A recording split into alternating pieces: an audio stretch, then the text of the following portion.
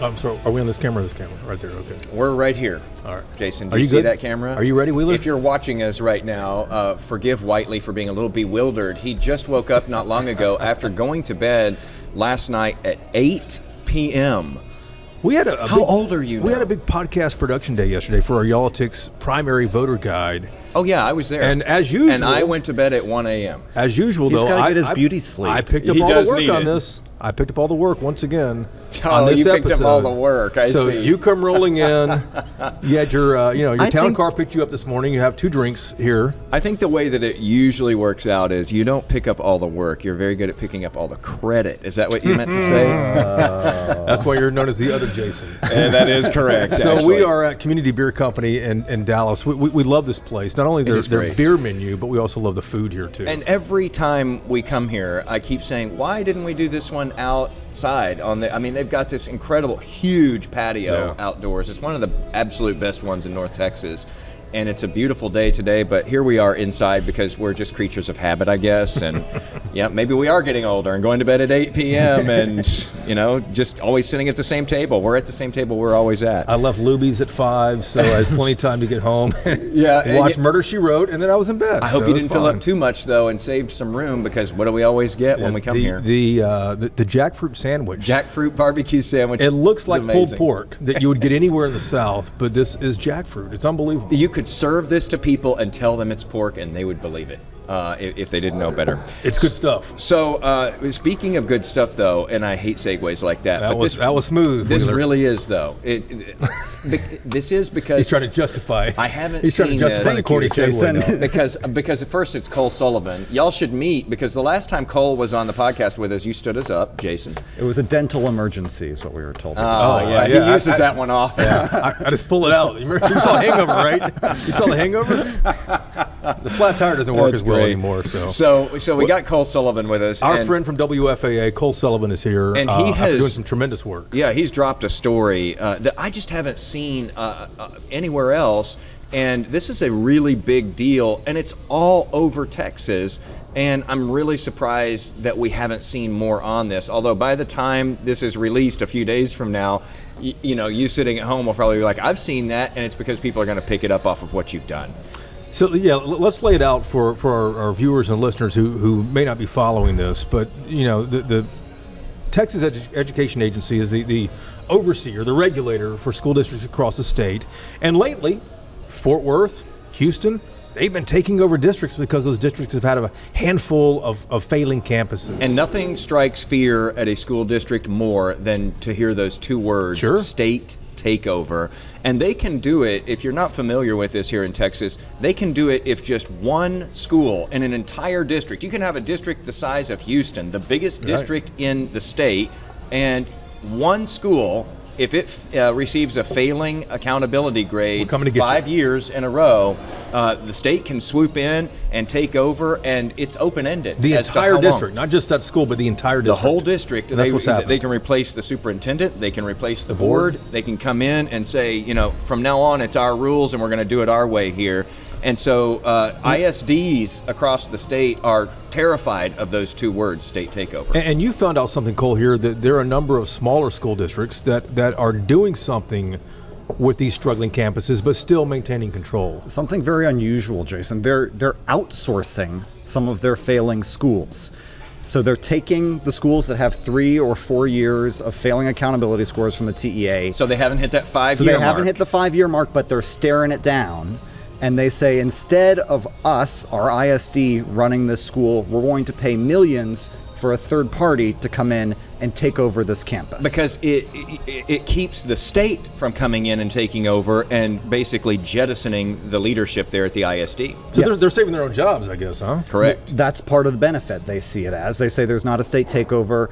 They get to keep the superintendent and the board get to keep their jobs. And so they have some limited control? So they still have the building, and there's still students who are enrolled in the district, but The third party brings in their own teachers, they bring in their own curriculum, they change the length of the school day in some cases, they extend the school year in some cases, so they make dramatic changes within the school. But the benefit to the district is that, like you said, they get to keep their jobs and their administration, and basically they can still oversee all the other schools in the district. It's just that one school that the outsourcing company comes into and takes over. Exactly, and in exchange for outsourcing, the TEA gives them a 2-year reprieve from state takeover. Okay. So the clock stops on the accountability measurement, and they get a 2-year break from those 2 words they're so scared of, state takeover. But this costs a lot of money. Yes, millions of dollars. You had done a piece on this, and you spoke with the folks in Wichita Falls, and they did this at a school there. And I was looking at the cost on that, and it was one school. They decided to sign a 3-year contract with an outside vendor to come in and let it out, and they were going to pay them $375,000 per month. Yes.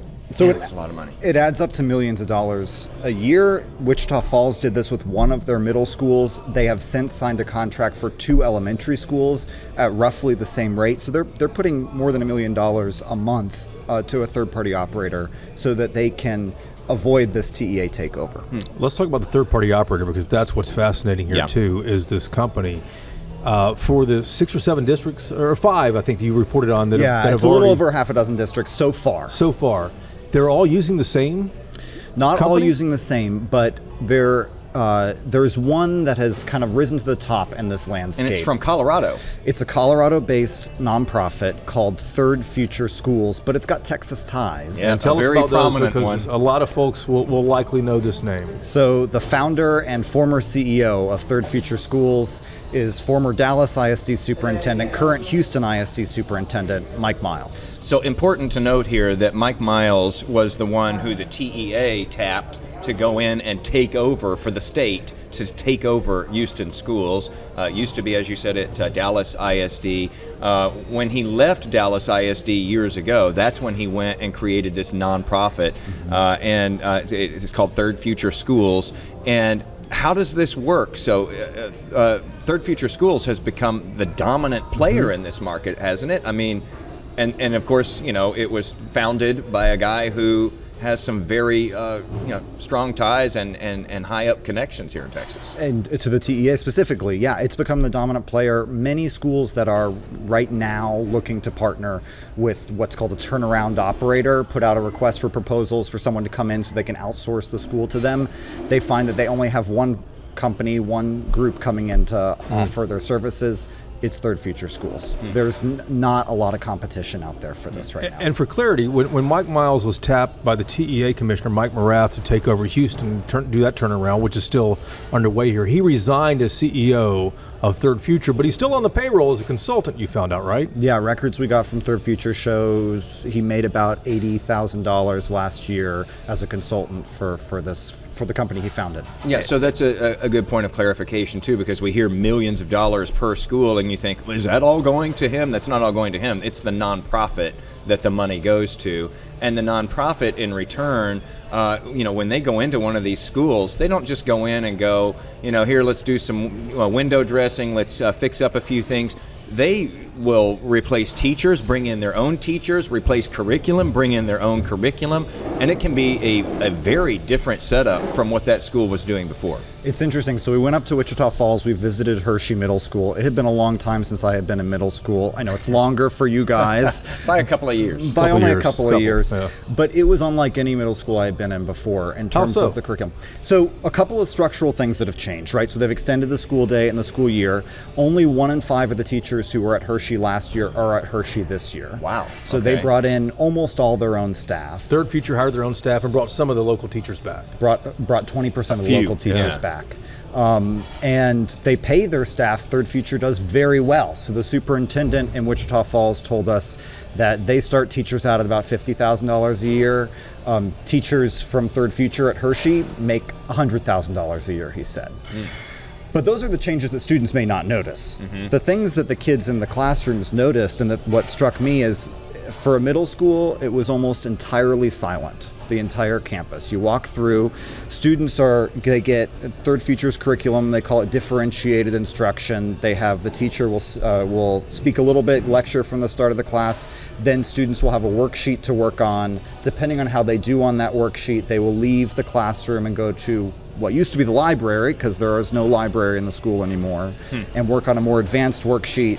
Students who don't perform as well on the first worksheet then get re-instructed on the material again. And it's all, and we've talked about some big changes here in Texas with these schools that have gone to this big AI model and all this. I think an important distinction with this one is it's all pen and paper. You got a lot of worksheets, and it sounds like you're kind of teaching, as so many people talk about here, teaching to a test. And critics will say that's what they're doing, is teaching to the test. Other folks will say, well, that's what the schools are doing anyway. Right. They're just doing it better, is what their supporters say. Third Future, they were up here in North Texas because they're taking over 2 schools in Everman ISD. And the way they described it is they think that their method of teaching, not only the kids learn better, but they also build up more stamina for when it's time to sit down and take the STAR test, because they're used to sitting in silence, doing long kind of worksheets. Wait, how about class transitions? Still quiet there in the middle school? One of the interesting things about this is students are walked in the middle school in a single file, silent line by their teacher from class to class. Anybody who's been in a middle school knows that's almost weird. You don't see that in a regular middle school or junior high. What if I am a kid at this school and I want to, play in the band? After school, there are no in-school extracurriculars. Okay, no in-school extracurriculars. What if I want to go to lunch? This struck me. This is great. This is the best line in the story here. So this was something that first actually interested me in the story in Wichita Falls. In the cafeteria, in order to get your lunch, you have to answer a multiplication question. If you answer the multiplication question wrong, you have to go to the back of the line.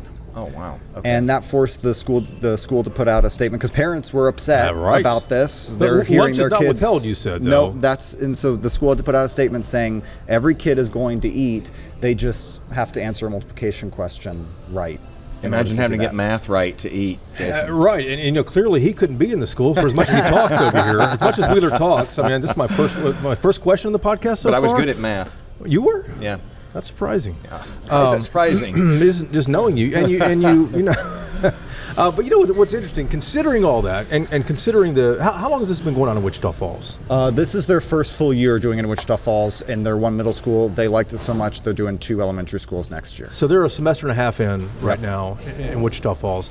And in the story, you asked the superintendent there, Donnie Lee, why they outsource their schools. This is interesting what he said. How much of this was driven by the threat of TEA takeover? Majority of it. We knew that we were in big trouble as I came in. The TEA was calling me my first week on the job and saying, this is a 5-alarm fire and you better find a way to put it out. So Donnie Lee there, the Wichita Falls superintendent, says this was all about pressure from the state. If he can't fix these schools, he's newer to the district, but if he can't fix these schools, then the state's going to take him over.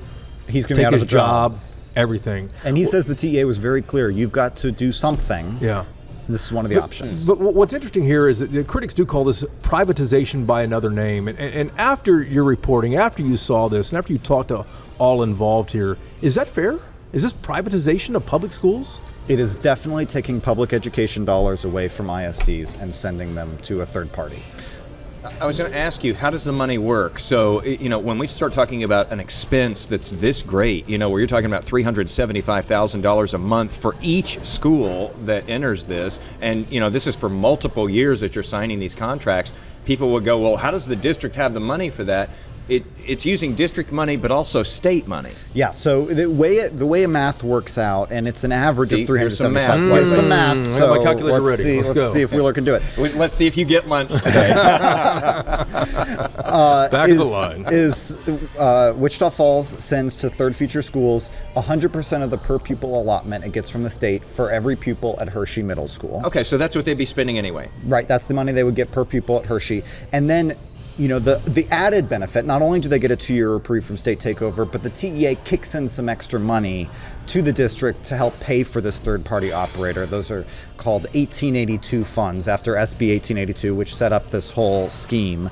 That money goes almost entirely to the third-party operator, in this case, Third Future as well. Did you hear from anyone when you were discussing all of this? I mean, you're talking about the state kicking in all this additional money. You're talking about this third-party vendor that, pays its teachers double what the district is able to pay them.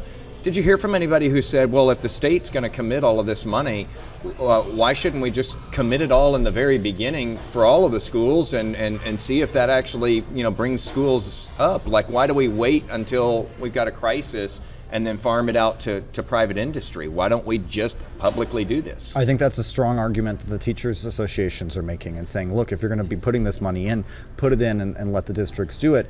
The district, in Wichita Falls, the superintendent you just heard from, he's been very clear. He's like, this is what we got to do. Like, this is the situation that we're in. These are the circumstances we are. One other thing about the money that I think gets to your question is the amount that they get, so the per pupil funding plus the extra funds from the TEA is about comparable to what a charter school would get for that amount of students. So it kind of trues up the public district allotment to what the charter school allotment would be for this turnaround operator to then come in. Who's paying for the upkeep of the school, taking the trash out, bringing chocolate milk in, stuff like that? Facilities is still the district's responsibility. They also, in Wichita Falls, run the buses. They pay for the school nurse, and Third Future kicks back a little bit of that money to them as well. So and what are parents saying, Cole? Because you talk to parents whose children are directly affected by this. Kind of a wide range. Really? From parents that we talked to in Wichita Falls. One woman who we interviewed in our piece is very much in favor of this. Mm-hmm. She said that she started out with a lot of questions. She had never heard of anything like this before. I hadn't either. Right. And she was very curious what was going to happen. She says that it has turned around her kid's education entirely. She's like, he is learning. And I asked her, he's sitting in silence. He's, filling out worksheets. He's not talking to classmates in the hallway. And he likes that, she said. And she says he likes that. And she says she likes it too. She says, I didn't send him to school to make friends. I didn't send him to school to socialize. I sent him to school to learn. Other parents we talked to have some more reservations about it. It's interesting. Like what, though? What reservations do they have about it? I think they're reservations based on the parents we talked to, both the ones who are in Wichita Falls right now, who have students in the school district, and also prospective parents. This is just so different from what students are used to, that what might work for the mom and the kid that we interviewed in the piece who say this is great for me, this allowed my kid to concentrate, this is structured in this way, they're saying it's not working for their kid. It's they don't fit into this model that is brought on by Third Future schools. A lot of people would schools. argue, though, that the schools are a time to socialize and to grow that muscle as well, though. That's where I learned.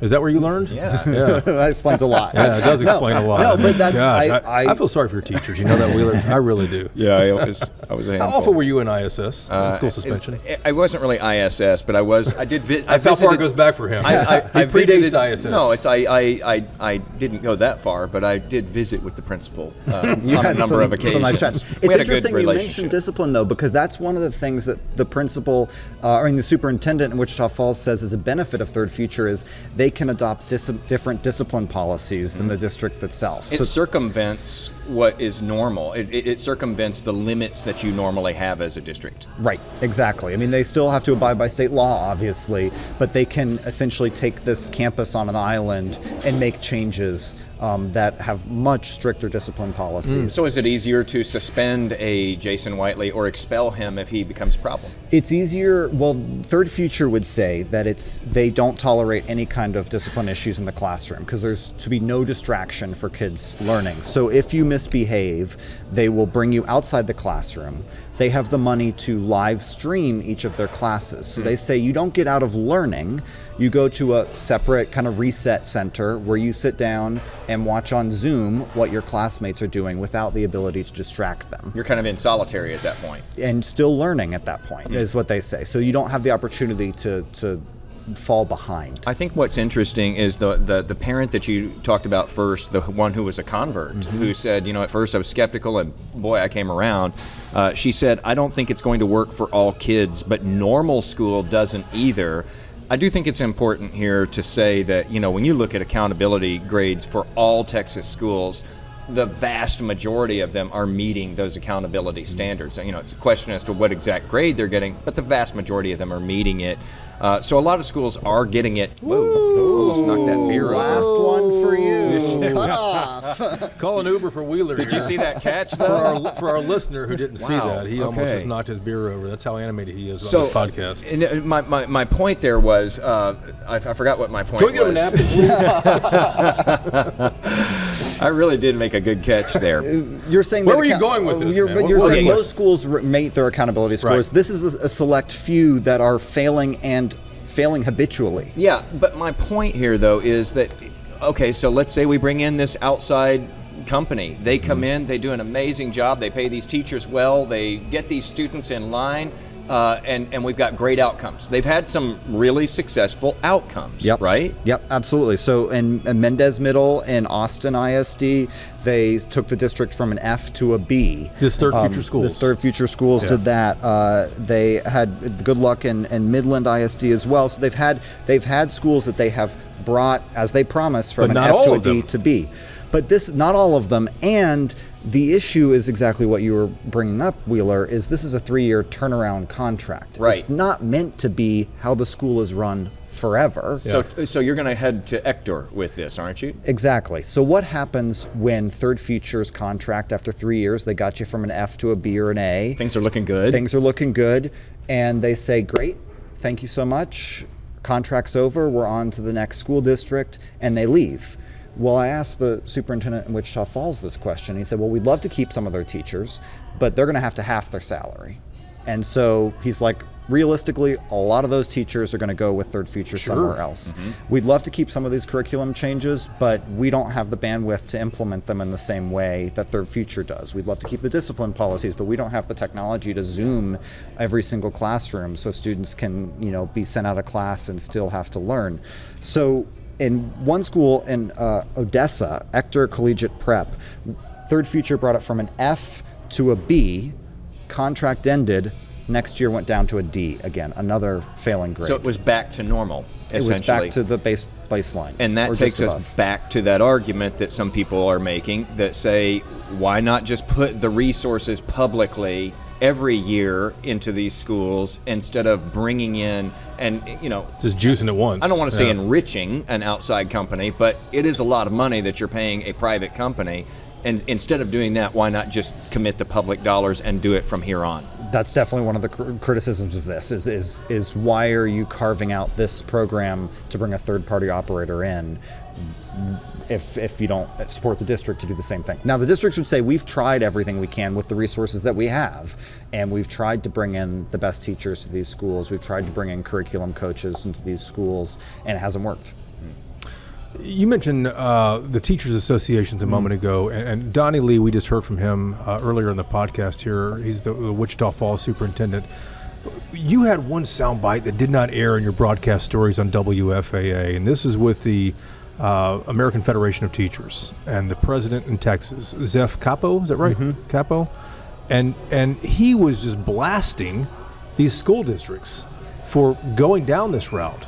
Is that a fair characterization of where he is? And he's bringing up the same point that I think Wheeler's bringing up, is that this is privatization, is his words. It's another avenue towards privatization of public schools. I want you to hear what he said. Take a listen.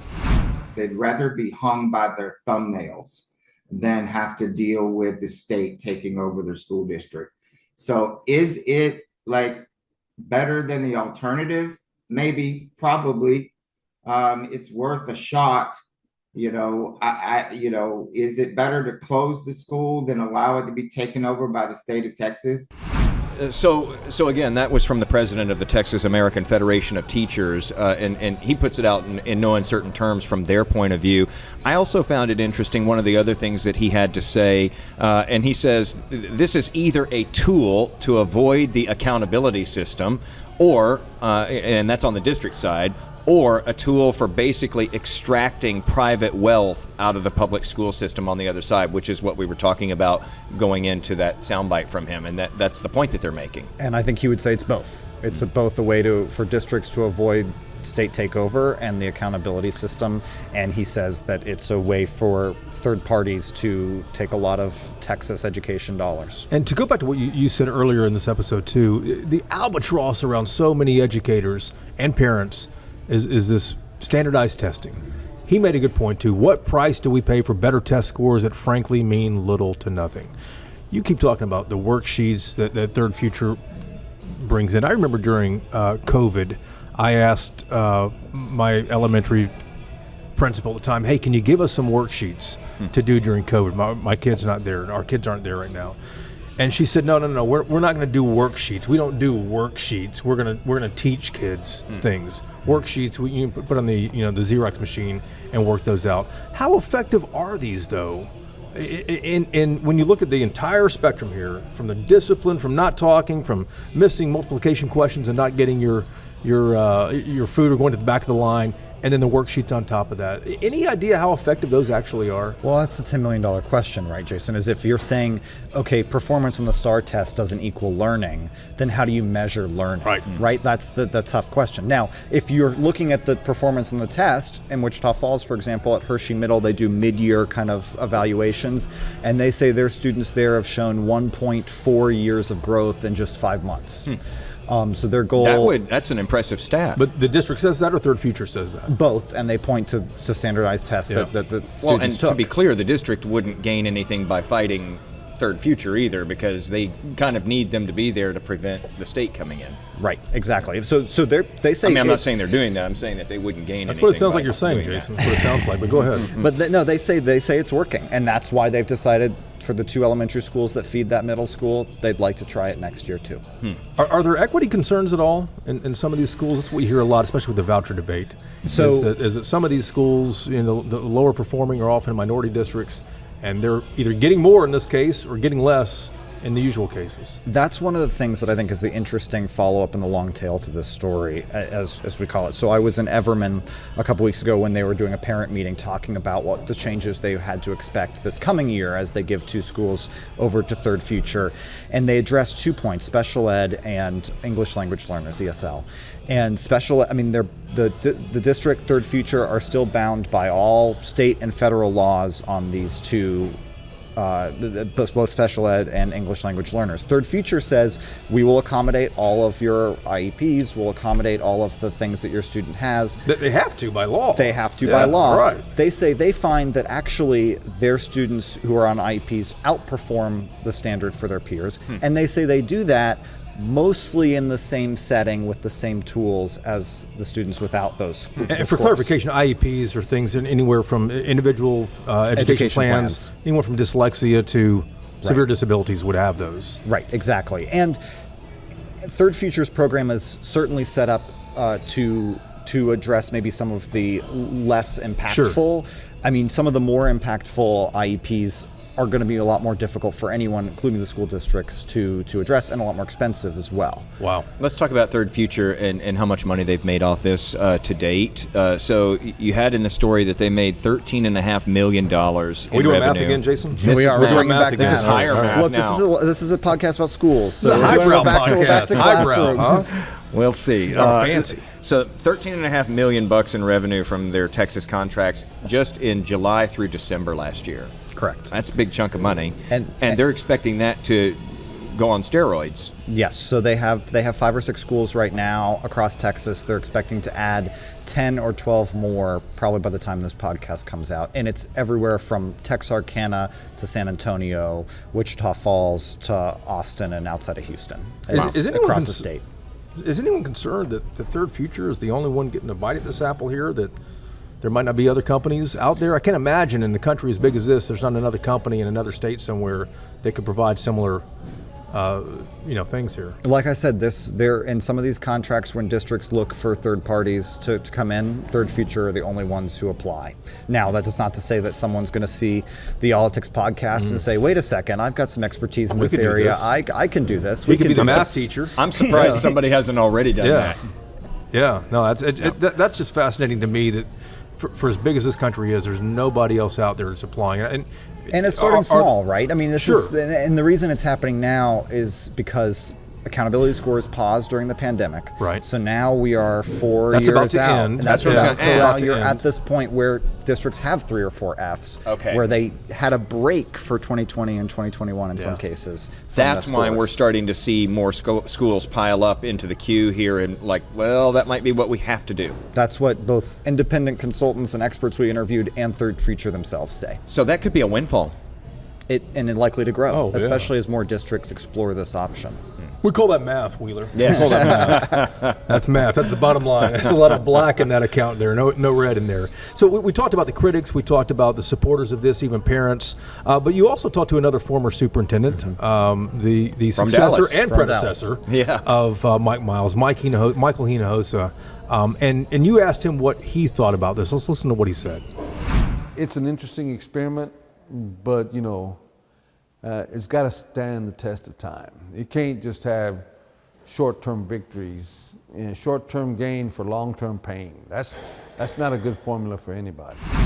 So again, that's former Dallas Independent School District Superintendent Michael Hinojosa, who is now an educational consultant, and so he's kind of looking at this, skeptically, but also like, well, maybe. Well, with some expertise as well, right? And he's looking at this and saying, these districts, he told me, they have what they've tried is not working. They need to try something else. They've got the TEA breathing down their neck.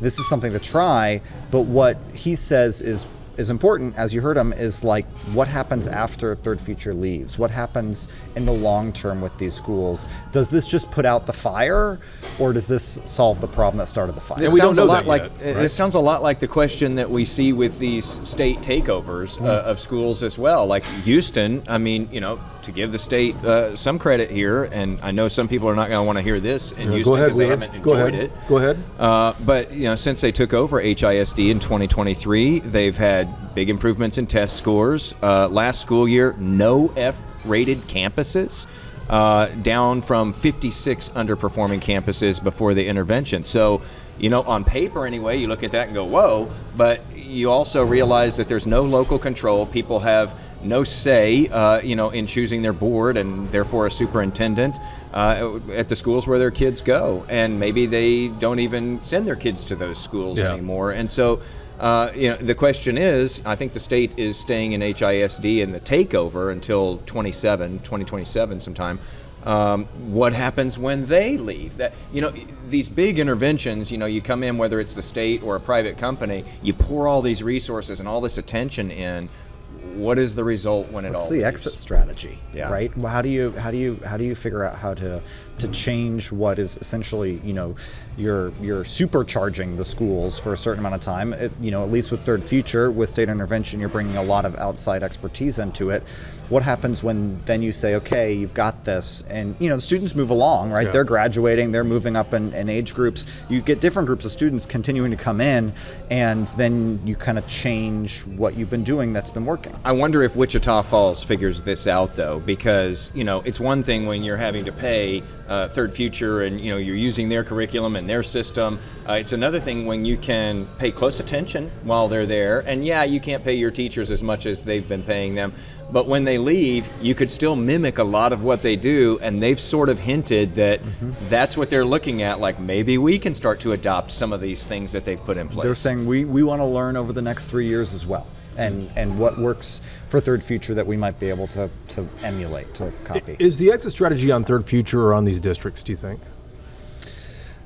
That's a tough question. I think that you might get different answers on it. From my perspective, the district is the one that's made this contract, and the district is the one that is looking on the long term and is responsible for educating students in that area. And so if the district is making this deal and knowing that it has an end date, or in Wichita Falls they have a taper off kind of aspect of all of this, what happens after that is back on the district's shoulders and what the responsibility is, right? They have that. They're the ones who the buck stops with when it comes to educating the kids in their area. That's who people are paying taxes to. What do you think the message to taxpayers is here? Because no one wants failing schools, because companies don't go to cities where there are failing schools. Kids maybe aren't learning too, kids right? Aren't learning. That's there's top line in all this. A lot of issues. Yeah. What do you think the message to taxpayers is here? It's interesting. So I asked the Everman ISD superintendent this. She said, we're confident our kids can do this. We're confident our kids can be B&A, and I said, students and accountability scores. And I said, okay, well then why can't you get them there, right? Like, what does valid that question, say? right. What does that say about your district Sure. and its education there. I think the message to taxpayers is something is not working in the district as it is right now, so much so that a third party is having to come in to try to fix it. And a lot of money is going to that third party. Yeah, when you say something's not working, so many parents have said that, teachers, administrators, politicians, and they've said it for a long time here in Texas. And what's interesting is, too, that, Everman and Wichita Falls, these are small districts. When you look at Houston and Dallas, these massive districts with a handful of problem schools. Yeah.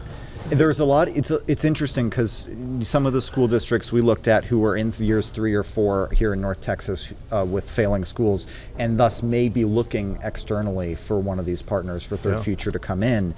The larger districts have more tools in their tool belt because they can do, as we saw in Arlington just a few weeks ago, they can close a school and kind of dilute the students out to other campuses and you other get to schools. 4 failing years and you go, this campus is old, Right. we need to restructure and rezone and, send these kids to other places. It's not a bad strategy. It's not a bad strategy. No. It's not available to a small school district that Correct. has They don't have 2 middle nowhere schools, to go. right? You don't have anywhere to send students. Well, and in the backdrop of all of this, there's a lot of pressure on all of these schools anyway right now, additional pressure, we should say, because we now have private school vouchers that the state has approved. I haven't heard about those.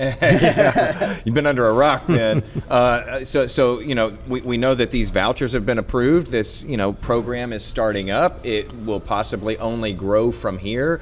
And that is essentially competition for public schools. Big advocates of public schools have said that undermines public education and could pull students and dollars away from public schools. Well, they've got to be looking over their shoulder right now too and going, we can't afford a takeover. We can't afford the look of that. We do need to improve the scores here. Let's do what the state's telling us to, that we've got to fix something and just go with this third party. And that's one of the things that the Wichita Falls guy, superintendent, said was, if we're playing in this competitive landscape, which some people, by the way, say is the way it should be, right? As if, you should be able to bring your child to the school that is going to educate them the best. And clearly Hershey Middle was not doing that if it was getting F's and D's for years before this. So if you should be in a place where you can bring your child to a school that's educating it the best, the superintendent of Wichita Falls says we need to do what we have to do to make sure that that's one of our campuses. I mean, he says if you can't beat them, join them. You mentioned Hershey several times in here, and you also noted that they changed the name of this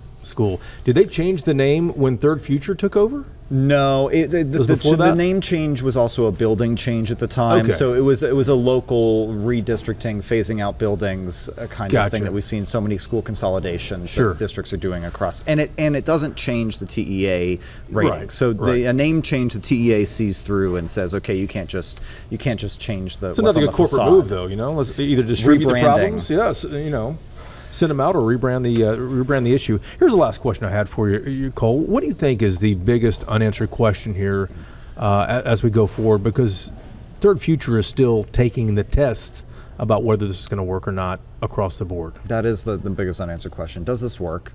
Is it sustainable? Is it something that districts can continue on? Or in 5 years, do they have to hire Third Future back again? The Wichita Falls I ask because, one might say, well, the incentive for Third Future is not to show success then and stay in your school district long term and take over this school for a long time. Wichita Falls superintendent says then we wouldn't have hired them in the first place if they can't turn it around. But after the turnaround is over, does it last? I think another big question to keep an eye on is, does this turn into a cottage industry? Because right now you have, almost a monopoly with Third Future schools. I mean, they're out there, Sure. everybody knows of them, and they're in a lot of these places. There's a lot of money to be made here, and I just can't imagine that other, companies are going to sit on the sidelines and not jump all over this. But if you think that this is just a somewhere else thing, I'll close with this. Cole, you said that currently Third Future schools, again, they're looking to maybe triple the number of schools that they run next year. Yep. Currently, they're already in Jasper, Midland, Manor, Austin, Wichita Falls, and as we record this, they have also gotten agreements or districts that are considering them in Everman, San Antonio, Killeen, Spring, Hempstead, Midland, and Texarkana. That's all over the state. You put it on a map and it's all 4 corners of the state of Texas.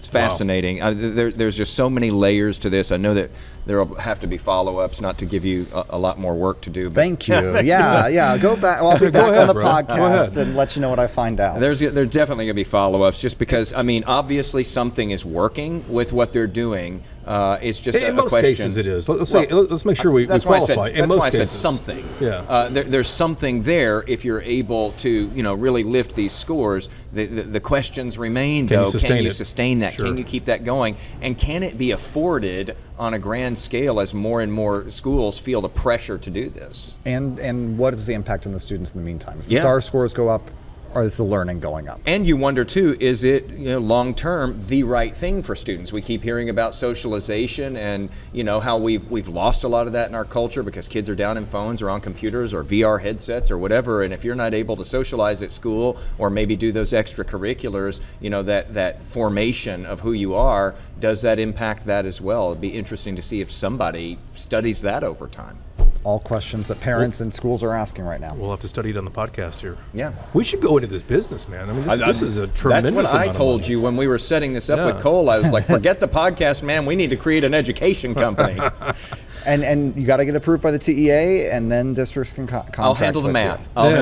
You're in charge of the math. you. Let Whiteley do the talking. Yeah, right. No, I can't get a word in That this probably is podcast best. here. Yeah, I mean, Wheeler's been talking. Oh, I thought you meant Cole talked Thanks too for much. letting me be an audience member here today, Wheeler. I appreciate you having me today. So Cole's work can be seen right now at WFAA.com. Fascinating stuff. Just search Third Future Schools and WFAA, and you can find all of his stories. Or there. even Cole Sullivan. Search Cole. There's only one, right? There's only one. Well, there are a couple of professional football players. You won't confuse me with any of them. That's great. Oh, geez. Cole, this is great stuff. And thanks to everybody for listening and for watching, and probably more to come on this. But for now, we have to get out of here so that we can have a jackfruit barbecue sandwich. And we're glad to say that Wheeler's beer survived the rest of this podcast. It did. It's kind of amazing that it did. Our thanks again to Community Beer here in Dallas for hosting us once again. It is one of our go-to spots. Absolutely.